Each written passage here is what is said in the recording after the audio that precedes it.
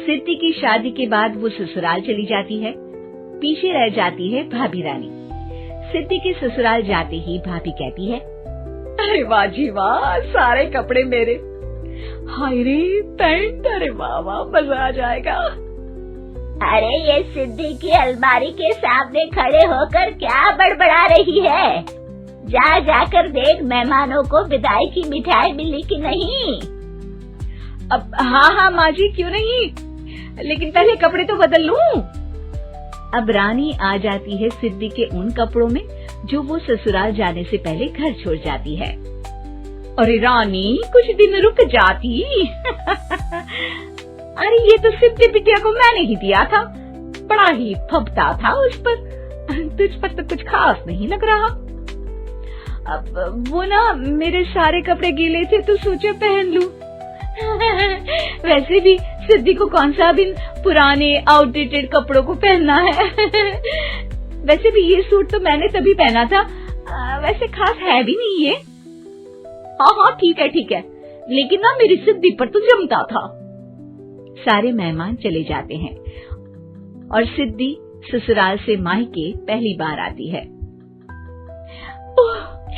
अपना घर, अपना कमरा, अपनी अलमारी। ये बोलकर जैसे ही सिद्धि अलमारी खोलती है तो सामने उसके कपड़ों की जगह कुछ और ही रखा होता है। माँ, जरा कमरे में तो आना। सास और रानी वहां पहुंच जाते हैं। रानी ने पहनी होती है सिद्धि की जींस और टी शर्ट। अरे भाभी, ये क्या? ये तो मेरी बड़ी ही महंगी टी शर्ट है, इसे आपने घर में क्यों पहनी है? अरे बहुत मिलती है दीदी ये चौक की मार्केट में, 150 में। ओ भाभी प्लीज, ये एरोपोस्टल है, 2000 की एक टी शर्ट। ओह 2000 में तो दीदी 4 साड़ी आ जाए। अब क्या बोलूं? भाभी, ये मेरी अलमारी में छोटू के कपड़े, तो मेरे कपड़े कहाँ हैं? मेरी अलमारी में। अब दीदी आपको कौन से पुराने कपड़े पहनने थे? माना भाभी, लेकिन मैं जब घर आती तो यही सब पहनती ना। अरे तुम तो बड़ी कंजूस हो दीदी। खैर वक्त आता है जब सिद्धि ससुराल के लिए रवाना हो रही होती है। अरे रानी, अंदर से सिद्धि का गिफ्ट ले आ, लड़की पहली बार ससुराल से मायके आई है। रानी अंदर जाती है और एक सिंपल सी साड़ी लेकर बाहर आ जाती है। ये लीजिए माँ जी। सास बेटी को गिफ्ट देकर ससुराल भेजती है। अगले दिन रानी एक सुंदर सी साड़ी पहनकर सामने आती है। अरे रानी, ये तो वो साड़ी है जो मैंने सिद्धि को देने के लिए दी थी जब वो ससुराल ले जाती, लेकिन ये तूने कैसे पहन ली? अरे माँ जी, ये साड़ी तो मुझे बहुत पहले से ही पसंद थी, लेकिन चिंता ना करिए, मैंने सिद्धि के लिए भी अच्छी सी साड़ी दी है। हाँ। तभी सिद्धि का फोन आता है। क्या माँ, कुछ अच्छा तो दिया होता ससुराल ले जाने के लिए। अरे पहले दिखा दिया होता। यूँ चमकते हुए पैकेट में नौकरानी वाली साड़ी मत दिया करो माँ।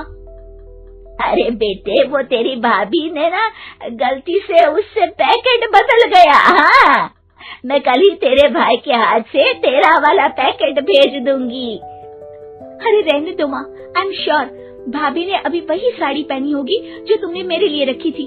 तुम तो समझ नहीं पाई उनको। खैर छोड़ो, मैं ज्यादा बोलती अच्छी नहीं लगती, रहने दो, आपको उन्हीं के साथ रहना है, फिर बात करेंगे। सास को रानी पर गुस्सा आ जाता है। वो उसके कमरे में जाती है जहाँ वो शादी का एल्बम देख रही होती है। रानी, मार्केट जाकर एक ऐसी ही साड़ी लेकर आ, कल प्रतीक जाकर सिद्धि के घर दे आएगा। अरे क्यों माँ जी, कितनी साड़ी देनी है दीदी को? यहाँ कोई सेल लगी है क्या? अरे चुप कर, मेरे बेटी के हिस्से की साड़ी खुद पहन ली, अब ज्यादा ज्ञान बांट रही है। एक दिन सिद्धि का फोन आता है। माँ, मेरी सास ने आप सबको खाने पर बुलाया है।